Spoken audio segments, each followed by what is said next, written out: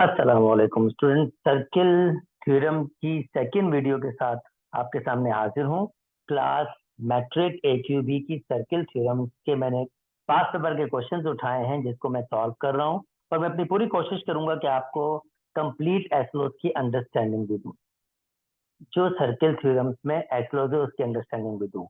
Okay, अगर आप इस क्वेश्चन को देख रहे हैं तो ये क्वेश्चन आपके पास बेसिकली क्या है। एक सर्किल है जिसमें दो कॉर्ड, यानी एसलोस बेसिकली क्या है वो मैं आपको एसलोस बता रहा हूं। सर्किल में दो कॉर्ड्स हैं और दोनों की लेंथ बराबर है।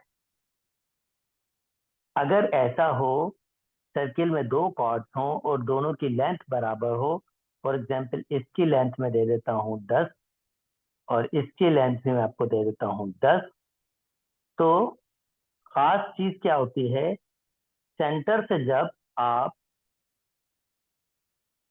परपेंडिकुलर डिस्टेंस इस कॉर्ड पे लेते हैं, यानी 90 का एंगल बन रहा होता है। परपेंडिकुलर डिस्टेंस का दूसरे मतलब 90 का एंगल बन रहा है।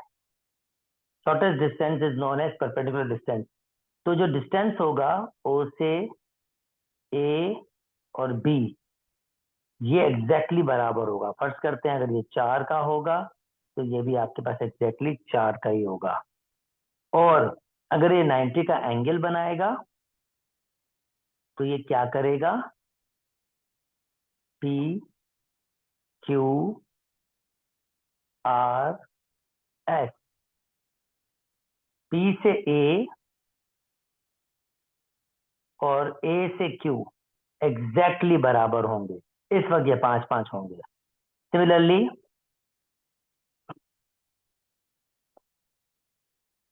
आर से बी और बी से एस भी बिल्कुल बराबर होंगे। इस कंडीशन में आपके पास ये 5-5 होंगे। और आप एक राइट एंगल कंस्ट्रक्ट कर सकते हैं। ये एक राइट एंगल कंस्ट्रक्ट हो गई। चलिए ये राइट एंगल यहां से भी कंस्ट्रक्ट हो सकती है, यहाँ से भी ये राइट एंगल कंस्ट्रक्ट हो सकती है और यहाँ से भी ये राइट एंगल ट्राइंगल कंस्ट्रक्ट हो सकती है। और आप राइट एंगल ट्राइंगल की प्रॉपर्टीज को भी यूज कर सकते हैं। तो एसलोस बहुत सिंपल। अगर दो कॉर्ड्स बराबर होंगे तो उनका सेंटर से परपेंडिकुलर डिस्टेंस बराबर होगा, या अगर सेंटर से परपेंडिकुलर डिस्टेंस बराबर होगा तो दो कॉर्ड बराबर होंगे और यह 90 का एंगल बनाएगा। चले जी, ये मैंने आपके पास इसको एसलोस समझाया है इसका। अब इसको अप्लाई करते हैं क्वेश्चन में।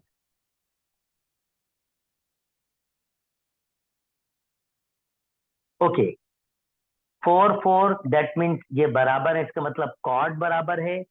तो मैं पहला पहला स्टेटमेंट कहूंगा भाई कि ए बी बराबर होगा ए सी। रीजन आप दे रहे हैं कि O E is equal to O D, ये रीजन है। तो अगर ये बराबर होंगे तो आप जानते हैं अगर 90 का बनाएगा तो इक्वल पार्ट्स में तोड़ेगा, ये भी 5 होगा। सिमिलरली दो कॉर्ड्स बराबर हैं तो ये भी 5 होगा और ये भी 5 होगा और ये कॉर्ड भी 10 के बराबर होगी। चले आए देखते हैं वो क्या क्वेश्चन पूछ रहा है। Find the measurement of D C. D से लेकर सी तक जी आप कहेंगे 5 सेंटीमीटर। मैंने रीजन आपको दे दिया, ये आप लिख सकते हैं इसको। ओके, नेक्स्ट क्वेश्चन है find the measurement of A B and giving your reason for your answer. आप अगेन रीजन रख सकते हैं। ए से लेकर बी तक 10 के बराबर होगा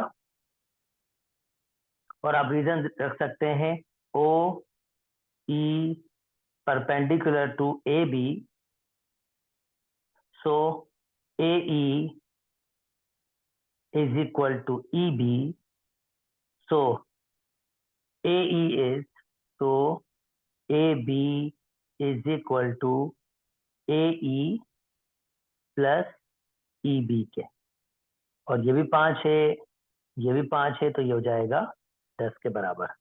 आई होप आपको मेरी बात समझ आ गई होगी, ये दो क्वेश्चन समझ आ गए होंगे। चलें जी, नेक्स्ट मूव करता हूं नेक्स्ट क्वेश्चन की तरफ। ओके, ये एसोलोस क्या है ये एक्सप्लेन कर देता हूँ, उसके बाद मैं क्वेश्चन को सॉल्व करना स्टार्ट करूँ। एसलोस ये आपके ऊपर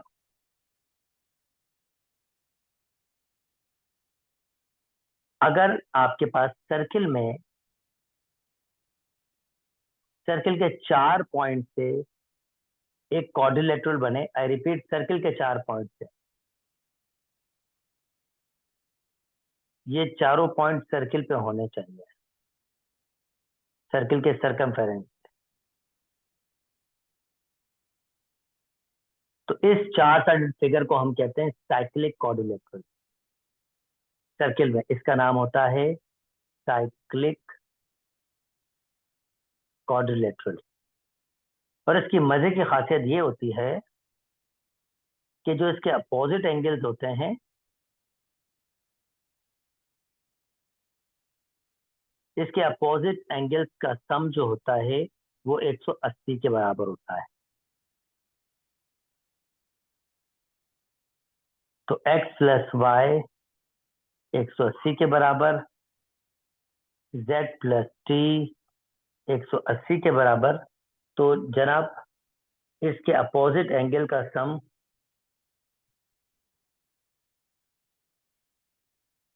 इसके अपोजिट जो साइड एंगल्स होते हैं वो आपस में 100, उनका सम 180 होता है। चले जी, आई होप आपको ये बात समझ आ गई होगी। फर्दर जो चीजें इस क्वेश्चन में नीड होंगी वो हम इसको डिस्कस कर लेंगे। ओके, आप नोटिस कीजिए, सबसे पहले हमारे पास एक साइक्लिक क्वाड्रिलेटरल डिस्प्ले हो रहा है। मैं इसको दिखा देता हूं, this one, this one, let me choose another colour. Okay, आप नोटिस कीजिए, ये एक साइक्लिक क्वाड्रिलेटरल डिस्प्ले हो रहा है और मैं इसकी एक प्रॉपर्टी आपको बता चुका हूं, इसके अपोजिट एंगल का सम हमारे पास 180 होता है। तो मैं जल्दी से कह सकता हूं कि भाई 118 डिग्री प्लस ये पूरा एंगल, ये इसका अपोजिट एंगल है, 26 प्लस वाई 180 के बराबर हो जाएगा। और मैं इसको एड अप कर लूं, 8 और 6, दैट मीन्स 24, 2 ये 4 हो जाएगा आपके पास, सॉरी 4 भी नहीं, 5 हो जाएगा, क्योंकि ये 4 और ये 1 5 और 1 ऐसे ही रहेगा, plus y is equal to 180 और y बराबर हो जाएगा 180 माइनस 154। उम्मीद करता हूँ मैंने सही किया है। 30 रखेंगे, 20 देंगे तो 118, 128, 138 और यस, बल्कि 144 हो रहे हैं, 26, दैट मीन्स ये हो जाएगा 14 और ये हो जाएगा 4। ओके जी, 144 है, ओके फाइन, 144, 144, अगर 150 होता तो इसका मतलब 30 बचते, तो ये 36। ओके जी, ये मैंने y फाइंड कर लिया। नेक्स्ट, अब हमारे पास गेम क्या है, y तो मिल गया है हमें। अब इसने हमें फर्दर जो बात की है, ये बात की है कि ये आइसोसेलेस ट्रायंगल है। अब ट्रायंगल को फोकस कीजिएगा, खाली इस वाले पार्ट को। तो ये आइसोसेलेस ट्रायंगल है, यानी ये जो 118 है ये कंप्लीट का है, इस वाले पोर्शन का। अगर दो साइडें बराबर हैं तो इसके अपोजिट एंगल्स बराबर होते हैं, आइसोसेलेस ट्रायंगल। तो ये भी 26 के बराबर होगा, 26 और ये ट्रायंगल से सोचूं तो मैं कहूंगा x plus 26 plus 26 is equal to 180। ध्यान में रखेंगे 108 जो है ये कंप्लीट है, ये इस पोर्शन का नहीं है, इस पोर्शन में सिर्फ ये 26 है। तो मैं ये भी फाइंड कर सकता हूँ, जस्ट मैं क्या करूँ, 118 में 26 माइनस कर सकता हूँ। खैर वो हमसे मांग नहीं रहा, हमसे जो मांग रहा है उसको हम काम करते हैं। ये हो जाएगा 12, 4, 5 इज इक्वल टू 180। x बराबर हो जाएगा 180 माइनस 52, अगर 50 माइनस करते तो 130, दो और माइनस कर दो 128। आई होप आपको ये थ्योरम और ये स्टेटमेंट समझ आ गया होगा। चलें जी, नेक्स्ट में मूव कर जाते हैं।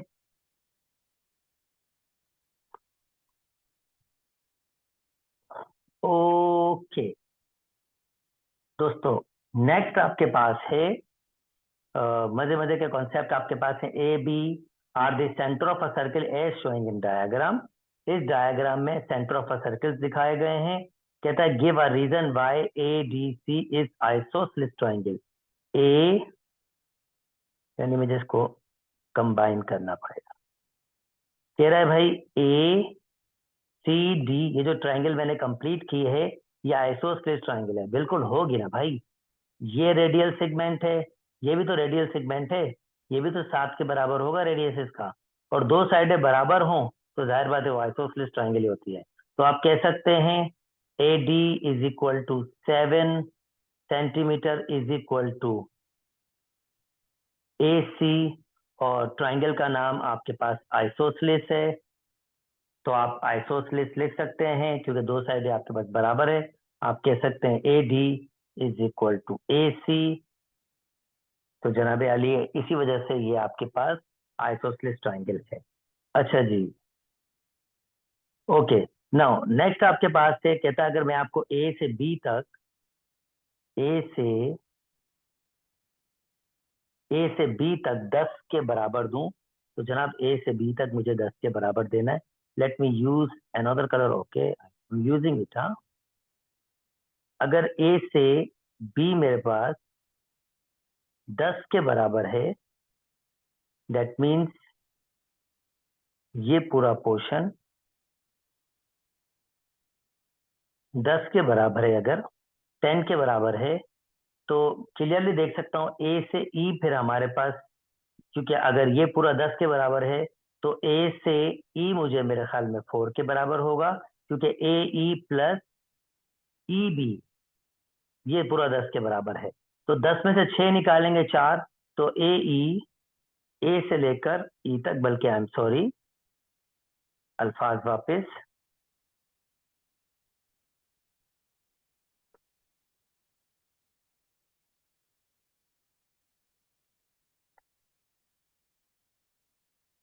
ए से ए से बी आपके पास उसने 10 के बराबर दिया है, और ये ए से डी या ए से ई तो रेडियस है, ये 7 के बराबर होगा। और क्योंकि ये ई से एफ डायमीटर दिया है तो रेडियस उसका आधा होता है, ये 3 के बराबर होगा, और ये भी 3 के बराबर होगा आपके पास। तो उसने हमसे क्या मांगा है, कह रहा है शो दैट ए से बी तक 10 के बराबर है। एक्चुअली वो हमसे कह रहा है शो करके दिखाएं ए से बी 10 के बराबर है। बिल्कुल शो करवा देते हैं भाई। भाई ए से बी जो है वो दो हिस्सों पे टूटा हुआ है, इक्वल की बात नहीं कर रहा हूं मैं। पहला हिस्सा ए से ई है, प्लस दूसरा हिस्सा ई से बी है। अब ए से ई तो रेडियस है बड़े सर्किल का, और ई से बी मैंने अभी आपके सामने बताया कि भाई ई से बी छोटे सर्किल का रेडियस है। तो वो 6 के बराबर डायमीटर, तो ये 3 के बराबर होगा। तो ये बराबर हो जाएगा हमारे पास 3 के। तो आप देख सकते हैं ए से बी एग्जैक्टली 10 के बराबर है।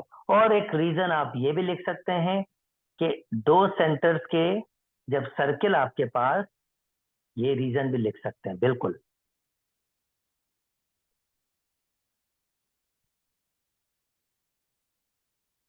जब सर्किल आपके पास कुछ इस तरह से बने कि वो एक्सटर्नली टच करें, तो जो इनके सेंटर्स का डिस्टेंस होता है, फर्ज कर लें ये आपके पास ए है, ये आपके पास बी है, जो इनके सेंटर का डिस्टेंस होता है यानी ए से बी का डिस्टेंस, वो एक्चुअली उनके रेडियस के सम के बराबर होता है।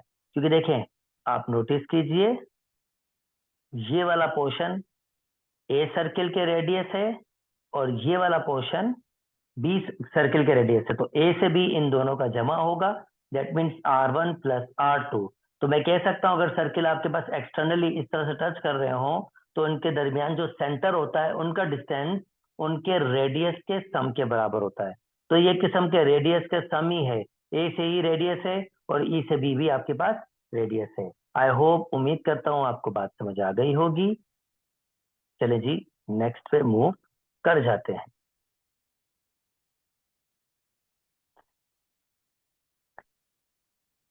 ओके, नेक्स्ट देख लूं ये क्वेश्चन पूरा कंप्लीट हो गया था।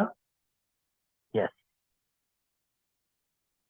ओके जी, ये चीजें मैं आपको समझा चुका हूं। अभी मैंने आपको बारे डिस्कस किया था साइक्लिक क्वाड्रिलेटरल, तो मैं अब यहाँ पर डायरेक्टली वर्क कर सकता हूँ। जनाबे आली मुकाम, ये साइड इसके बराबर है, यानी अगर इसके अपोजिट 70 है तो इसके अपोजिट भी 70 होगा, क्योंकि आइसोसेलेस ट्रायंगल की प्रॉपर्टी है अगर दो साइडें बराबर होती हैं तो उसके अपोजिट एंगल भी बराबर होते हैं। तो यकीनन मैं ये फाइंड कर सकता हूँ इन दोनों का सम 180 है, और सॉरी इन दोनों का सम 140 है, और कंप्लीट सम 180 होता है, तो फिर ये 40 आपके पास बराबर होना चाहिए।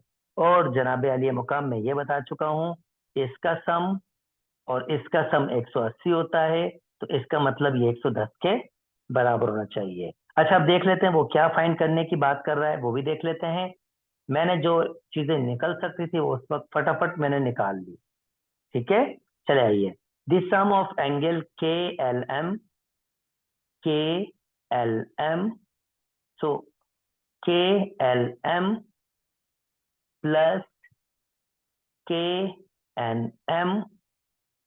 जनाब, के एल एम 110 डिग्री के बराबर है, और के एन एम आपके पास 70 डिग्री के बराबर है, तो ऑब्वियसली इनका सम तो हमेशा 180 के बराबर होता ही होता है। और ये तो आपको पता है, साइक्लिक क्वाड्रिलेटरल अपोजिट एंगल्स का सम 180 के बराबर होता है। तो आप लिख सकते हैं cyclic quadrilateral opposite angle sum equals equals 180 degree. अच्छा जी, द एंगल एम के एन निकाल चुका हूं आइसोसेलेस ट्रायंगल से। इसका सॉल्यूशन कैसे लिखेंगे?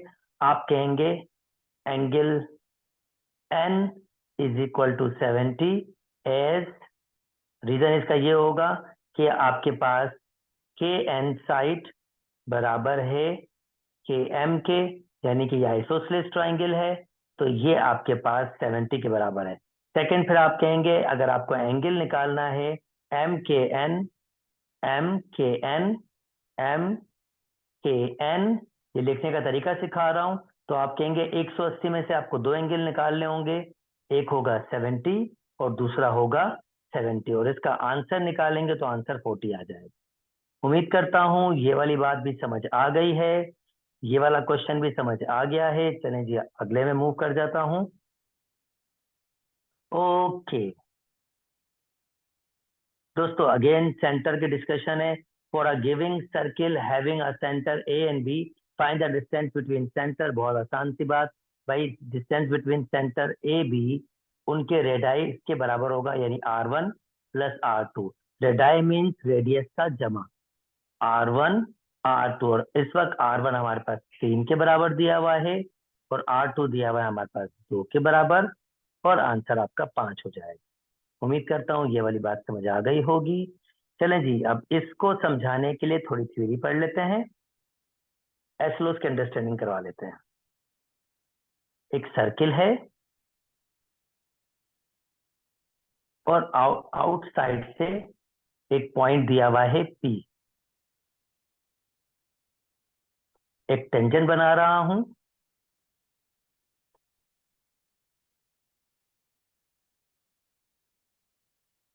जो इस पॉइंट से स्टार्ट होगा और सर्किल के एक पॉइंट को टच करेगा। अब ये टेंजेंट अभी फिलहाल नहीं है, जस्ट मैं आपको मतलब कंस्ट्रक्शन कर रहा हूं तो बताऊंगा ये टेंजेंट कब होगा आपके पास। ये आपके पास O है, और मैं इस लाइन को M नाम दे रहा हूं। तो ये M लाइन आपके पास तब टेंजेंट लाइन होगी अगर ये सर्किल के साथ जो ये रेडियल सेगमेंट बना रहा है इस पे 90 का एंगल बनाए। अगर ये 90 का एंगल बनाएगी तो ये 100% आपके पास ये लाइन, जिसको मैं पी इसको मैं क्यू के देता हूं, तो ये पी क्यू जो लाइन है ये आपके पास टेंजेंट होगी। आई रिपीट, शर्त यही है कि रेडियल सेगमेंट के साथ जो इनका मीटिंग पॉइंट है वहां पर 90 का एंगल बना है। ओके, अब ये हो गया। तो एक और मैं आपके पास टेंजेंट इसी पॉइंट से खींच देता हूं और जनाब मैं इसको भी इससे कंबाइन कर देता हूं।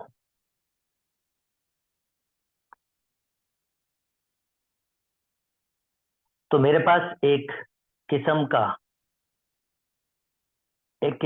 साइक्लिक क्वाड्रिलेटरल एक किस्म का क्वाड्रिलेटरल बन गया है, नॉट अ साइक्लिक। क्वाड्रिलेटरल मतलब 4 साइडेड फिगर। आप नोटिस करें, ये 4 साइडेड फिगर बनी है और नीचे भी ये 90 का एंगल होगा। अगर इसको आपके पास टेंजेंट होना है, पी आर को अगर टेंजेंट लाइन होना है तो नेसेसरी वो ओ आर से 90 का एंगल बनाएगी। ओके, चलें, ये तो बात हो गई। पर अगर मुझे इन दो एंगल्स के बारे में कोई रिलेशन चाहिए तो नोटिस कीजिए, क्वाड्रिलेटरल के चारों एंगल का जमा 180 360 होता है। यानी चारों angle this one plus this one plus this one plus this one 360 के बराबर होगा। यानी x plus y, if I'm talking it's y plus 90 is equal to 360। और अगर मैं x प्लस y की मेजरमेंट फाइंड करना चाहता हूं तो मुझे 90 से माइनस करना होगा 180। ये 180 वहां चले गए और x प्लस y का नोटिस कीजिए, इसका सम 180 होता है। यानी x और y का अगर आपसे कोई फाइंड करने की बात करेगा, अगर आपको x मिला होगा तो आपको इजीली y मिल जाएगा। चलें जी, ये हो गया। कुछ और प्रॉपर्टी से बात कर लेता हूं। फर्ज करते हैं मैंने ये लाइन बनाई है, तो आप नोटिस करें दो राइट एंगल ट्राइंगल बन गई है 90 का एंगल। तो ये एक राइट एंगल ट्राइंगल है और ये दूसरी राइट एंगल ट्राइंगल है आपके पास। ठीक है, अब ये खास काम क्या करती है, ये एंगल को दो इक्वल पार्ट्स में तोड़ती है। यानी अगर पूरा एंगल 100 होगा तो ये वाला 50 होगा और ये वाला 50 होगा। अगर ये 100 होगा तो ऑब्वियसली ये 60 80 होगा आपके पास, तो फिर ये 40 होगा और ये 40। यानी इसको भी दो इक्वल पार्ट्स में तोड़ती है। यानी ये लाइन एंगल बाइसेक्टर का काम करती है, एंगल को दो इक्वल पार्ट्स में तोड़ती है। उम्मीद करता हूं ये प्रॉपर्टीज आपको जहन में रहेगी। अगर आपको जहन में रहेगी तो चले आइए क्वेश्चन सॉल्व करते हैं। और वेरी वेरी इंपॉर्टेंट, तो मैंने बात ही नहीं कही, एक्सटर्नल पॉइंट से जब टेंजेंट बनता है तो उनकी लेंथ बिल्कुल बराबर होती है। अगर वो टेंजेंट है, अगर वो टेंजेंट है, in a giving diagram find measurement of OPA। OPA, अच्छा, इसने कहा है फिगर इज नॉट स्केल। ये 3 है तो ये भी आपके पास 3 होगा। अच्छा, यहाँ पर इसने ये 4 दिया है तो इसने एक बात इसको एक्स्ट्रा करनी चाहिए थी यहाँ पर, कि कोई एक दे देता कि आपके पास ये 4 है तो ये भी 4 है, ऐसे दे देता तो फिर वो एग्री हो जाती। बहरहाल अगर इसको 4 होना है तो आपके पास OPA जो है उसको 90 का एंगल होना चाहिए, ये नेसेसरी है। तो जनाब OPA या AQO या OQA ये भी 90 का होगा आपके पास, जैसे मैंने आपसे डिस्कस किया। यहाँ भी 4 दे देता तो फिर थोड़ी, मतलब इसमें मुझे ऐसा लग रहा है कि स्टेटमेंट कंप्लीट दिया नहीं, इसमें देना चाहिए था इसको। ओके, नेक्स्ट, ये क्वेश्चन खत्म हो गया है।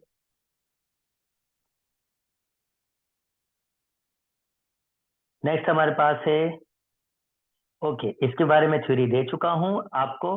अब मैं यहाँ डायरेक्ट अप्लाई कर सकता हूँ इसको। कहता है यार देखो भाई, इन अ डायग्राम ए बी 8 के बराबर है, then find the measurement of A P. अच्छा, यहाँ पर भी उसको 90 का एंगल देना चाहिए ताकि आइडेंटिफिकेशन तो हो। नॉट स्केल खुद बोल रहा है तो वो डेफिनेटली उसको मेजरमेंट देनी चाहिए। In a giving diagram if measurement of A से बी तक आपके पास 8 के बराबर है तो जनाब ये 4 होगा और ये 4 होगा। मेजरमेंट ऑफ ए पी, तो ए पी आपके पास मेजरमेंट ऑफ ए पी आपके पास 4 होगा। शर्त ये है कि इसने ये 90 का एंगल बनाया हो, जो उसने यहाँ दिया नहीं उसको देना चाहिए। ओके जी, नेक्स्ट आपके पास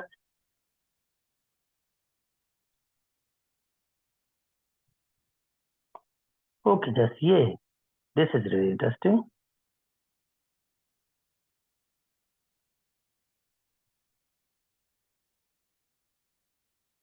6 इतना सा तो नहीं होना चाहिए। लेट मी सी।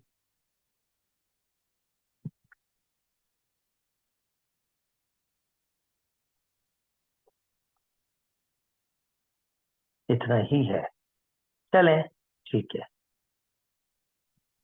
ओके, 7 पे मूव कर जाते हैं। ओके जनाब, यहाँ कुछ काम करने को मिलेगा फाइनली। देखिए 90 का दिया हुआ है, जल्दी जल्दी से वैल्यू दे देते हैं।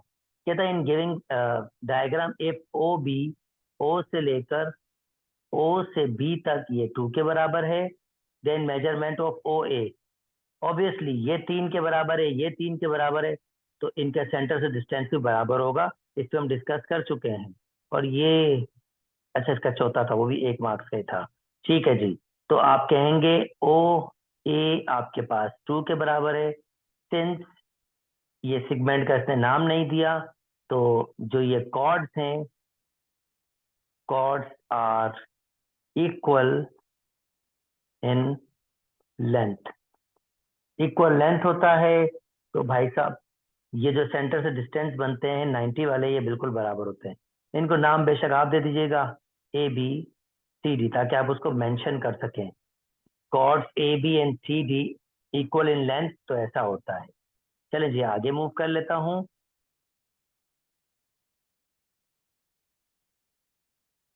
Okay, this is really interesting. और इसमें जो प्रॉपर्टी यूज हो रही है, पहले मैं आपको वो भी एक्सप्लेन कर दूं।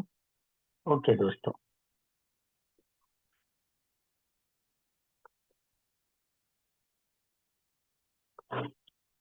एक कॉर्ड बना लेता हूं और प्रॉपर्टीज को जरा केयरफुली देखिएगा। अगर इस कॉर्ड से मैं एक इंस्क्राइब एंगल बनाऊं, इंस्क्राइब एंगल ऐसा एंगल होता है जिसका वर्टेक्स सर्किल का पॉइंट होता है। यानी देखें, इसका वर्टेक्स क्या है, सर्किल का पॉइंट है, तो ये इंस्क्राइब एंगल होगा।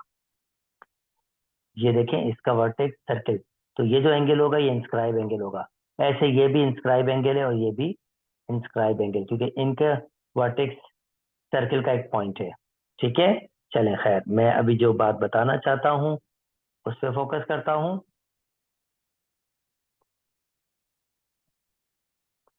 ओके, ये मैंने एक इंस्क्राइब एंगल बनाया है, और अगेन मैं इस कॉर्ड के जरिए, जिसको मैं नाम दे रहा हूँ ए बी,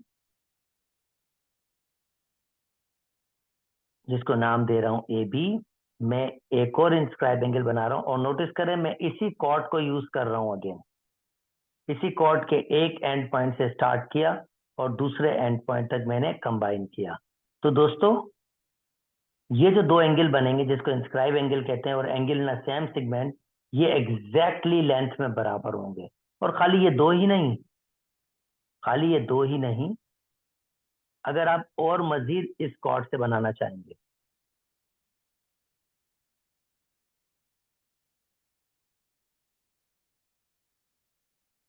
तो वो भी इसी लेंथ के होंगे, इसी एक्स मेजरमेंट के होंगे। वो भी एक्स मेजरमेंट के होंगे और वो भी एक्स मेजरमेंट के। ओके, पहली बात तो मैंने आपको ये बताई, angle in same segments are equal. और ये इधर भी हो सकते हैं भाई, इस वाले,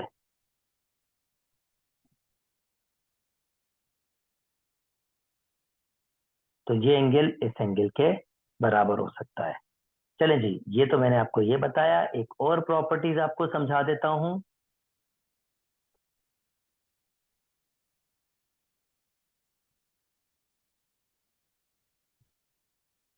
जनाब।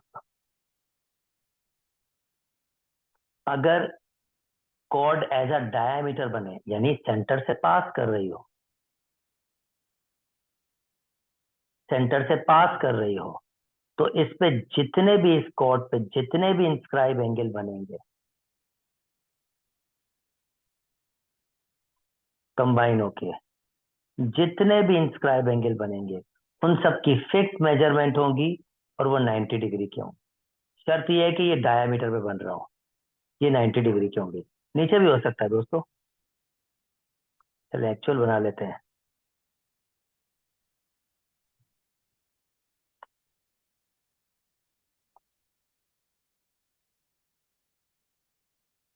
ये भी 90 डिग्री के होंगे, ये भी भाई साहब 90 डिग्री के होंगे। Okay let me use my pen. ये भी 90 डिग्री के होंगे, पर शर्त यह है कि डायमीटर पे हो। चलें जी, जितनी रिक्वायरमेंट इस क्वेश्चन को सॉल्व करने के लिए चाहिए थी वो मिल गई है। नंबर 1 मैं आपसे कहूंगा आइडेंटिफाई करें, कलर पेंसिल यूज करें। बेशक बहुत अच्छा होता है जब आप कलर पेंसिल यूज करते हो और आइडेंटिफाई करते हो चीजों को। तो देखें ये सेगमेंट है, let me make a better one for you. ये सेगमेंट है और ये देखें ये इसका इंस्क्राइब एंगल है। और दूसरा मैं दूसरे कलर पे ले लेता हूँ। ओके नोटिस कीजिए ये, और अभी हम पढ़ के आए हैं ये जितना भी होगा, ये जो भी होगा ये आपस में बराबर होगा। अगर ये x है तो ये भी x आपके पास होगा। और एक और बात जो आपको आइडेंटिफाई करवानी है, let me use some more colours. ये देखें ये डायामीटर बना हुआ है और ये देखें ये एक इंस्क्राइब एंगल बना हुआ है, दिस वन। और मैंने अभी थोड़ी देर पहले आपसे कहा था कि जो इसका एंगल होता है उसकी मेजरमेंट 90 डिग्री होती है। तो मैं उम्मीद करता हूं आपको ये दो बातें समझ आ गई हैं। अब मैं क्वेश्चन पढ़ लेता हूं आपके सामने और देखता हूं हमसे क्या मांग रहा है। In a giving figure O is the centre and AB is a diameter of a circle, जैसे मैंने ऑलरेडी दिखा दिया है। मेजरमेंट ऑफ CDB, CDB ये आपने फाइंड करना है। Measurement find the measurement of CDB ये आपने फाइंड करना है। अच्छा दोस्तों, पहली बात अगर CDB है तो हम कहेंगे, पहली बात तो मैं ये कहूंगा CAB एंगल एक्चुअली बराबर है CAB एंगल एक्चुअली बराबर है CDB एंगल के। और आप इसमें लिख सकते हो एंगल इन सेम सेगमेंट, यानी एक ही सेगमेंट में जो एंगल बनते हैं वो बराबर होते हैं। तो जनाब इसका मतलब ये भाई साहब एक्स के बराबर होगा। ठीक है, नंबर 1 ये हो गए। अब नंबर 2 आप कहेंगे angle angle A C B is equal to 90। जैसे मैंने आपको कहा था डायामीटर में जो भी इंस्क्राइब एंगल बनेगा वो 90 डिग्री का बनेगा। तो ये 90 डिग्री के हैं। ओके, ये तो अब काम बहुत आसान हो गया है। हमें क्या फाइंड करना था? सी डी बी फाइंड करना है।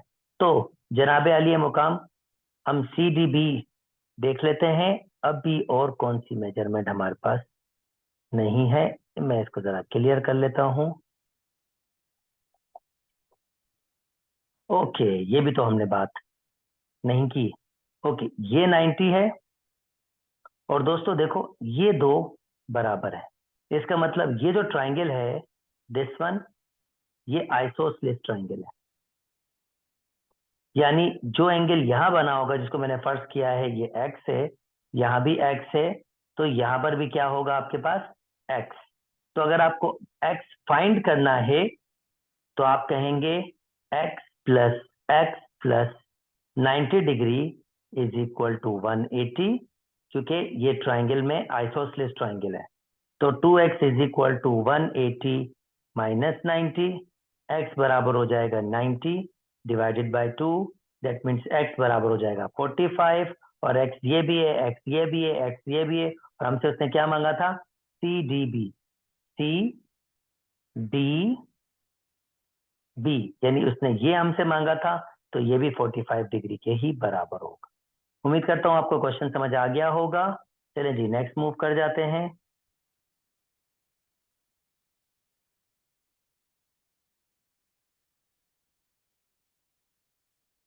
ओके जी जनाब, ये तो क्वेश्चन रिपीट हो गया है, इसका मतलब ये क्वेश्चन रिपीट हुआ होगा पास्ट पेपर में, तो इसको तो हम कर चुके हैं, अगला मूव कर जाते हैं।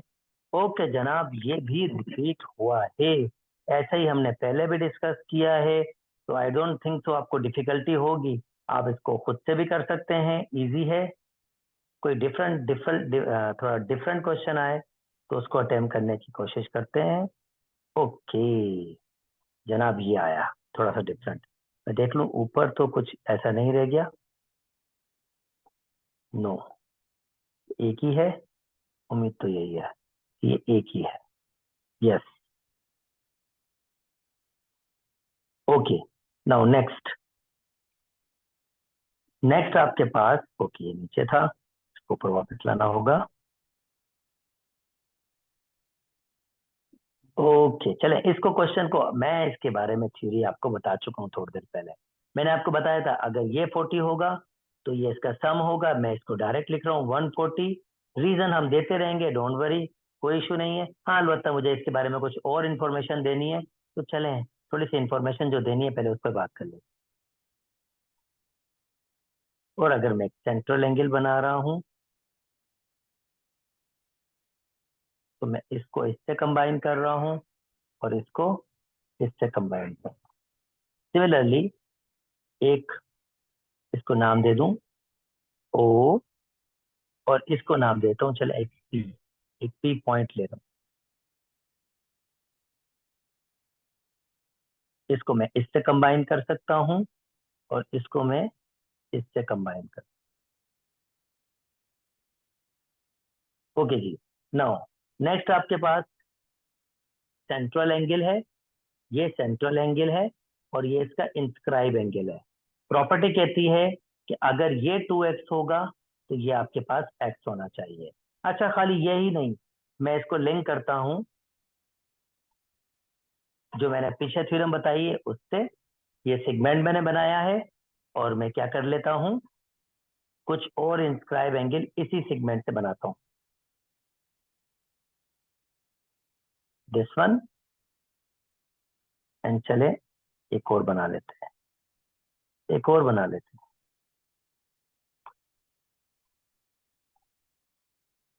और ये जितने भी एंगल होंगे आपके पास इंस्क्राइब एंगल, सेगमेंट की प्रॉपर्टी से ये बिल्कुल बराबर होंगे आपके पास, ये भी एक्स होगा, ये भी एक्स होगा और ये भी आपके पास एक्स होगा। ओ चलें जी, ये भी आपके पास एक्स ही होगा। सो आई होप मैं आपको ये बात समझा पाया हूँ कि ये आपके पास एक्स होंगे।